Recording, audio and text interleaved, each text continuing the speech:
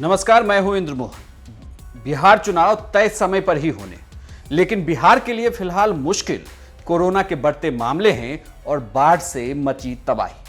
लेकिन नीतीश कुमार बार बार यह कह रहे हैं कि चुनाव तय समय पर ही होंगे। ऐसे में सवाल उठता है कि आखिर कोरोना और बाढ़ के बीच होने वाले बिहार चुनाव में किसका पलड़ा भारी पड़ेगा और किसका हल्का।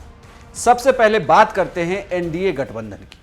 फिलहाल अगर मौजूदा हालात देखें तो एनडीए का पलड़ा भारी, क्योंकि नीतीश कुमार के सामने मुख्यमंत्री पद के उम्मीदवार के तौर पर विपक्ष का कोई मजबूत चेहरा नजर नहीं आ रहा। दूसरी बड़ी बात यह है कि बीजेपी बार बार यह कह रही है कि नीतीश कुमार की अगुवाई में ही विधानसभा चुनाव लड़ा जाएगा।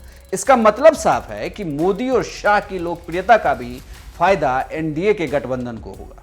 इतना ही नहीं, नीतीश कुमार की जातीय गणना भी फिलहाल उनके फायदे में है और सबसे बड़ा फायदा लालू यादव का जेल में होना, क्योंकि लालू यादव अगर बाहर होते तो चुनावी खेल में थोड़ा रोमांच जरूर होता।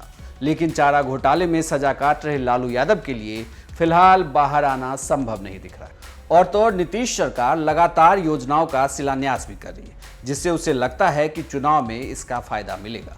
अगर चुनावी गणित को देखें तो कोरोना या बाढ़ की वजह से अगर वोटिंग कम हुई तो इसका फायदा भी एनडीए को ही मिलेगा, क्योंकि अगर ज्यादा वोटिंग होती तो उसे एंटी इनकम्बेंसी का वोट माना जाता है, यानी कि सत्ता विरोधी वोट। इतना ही नहीं, कोरोना संकट के बीच वर्चुअल रैली का नेटवर्क भी विपक्ष के मुकाबले एनडीए गठबंधन का ज्यादा मजबूत है, जिससे वो युवा वोटरों को ज्यादा से ज्यादा जोड़ सकेंगे। एनडीए गठबंधन के लिए फिलहाल मुश्किल बस एलजेपी पार्टी है, क्योंकि बार बार चिराग पासवान धमकी दे रहे हैं कि वो अलग होकर चुनाव लड़ सकते हैं अगर सीटों की संख्या उनके मांग के अनुसार ना मिली तो।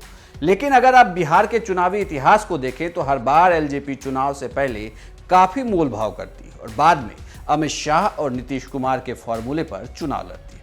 अब बात विपक्ष की करते हैं। बिहार का विपक्ष फिलहाल कमजोर दिख रहा है।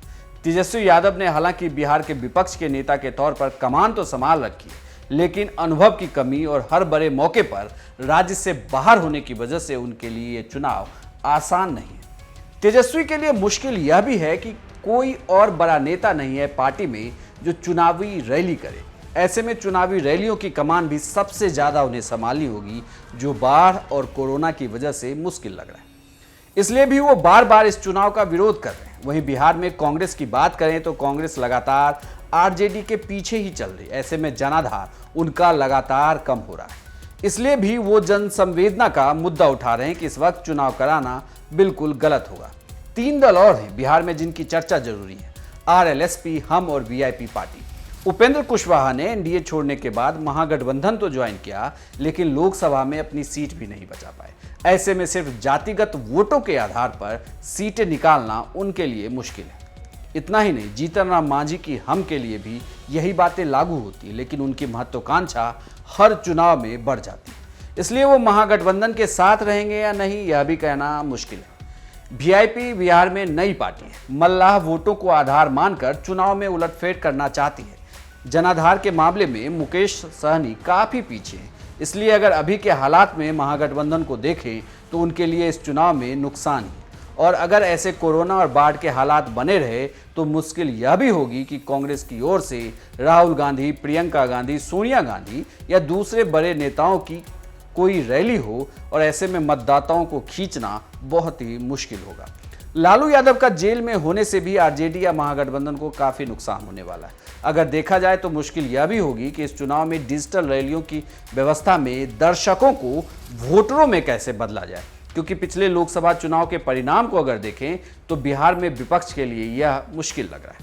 अगर बिहार के चुनाव की बात की जाए तो एक नेता का प्रभाव जरूर कुछ दलों के उम्मीदवारों को चुनाव हरा सकता है। पप्पू यादव बिहार में काफी एक्टिव है और वो वोट कटवा की स्थिति में जरूर होंगे, तो देखना होगा कि उनसे नुकसान ज्यादा किसे होगा। अगर यादव वोटों को काटते हैं तो यह एनडीए के लिए फायदेमंद ही होने वाला है। बिहार में अभी के हालातों में चुनाव हुए तो नीतीश कुमार के लिए राह आसान ही दिख रही है।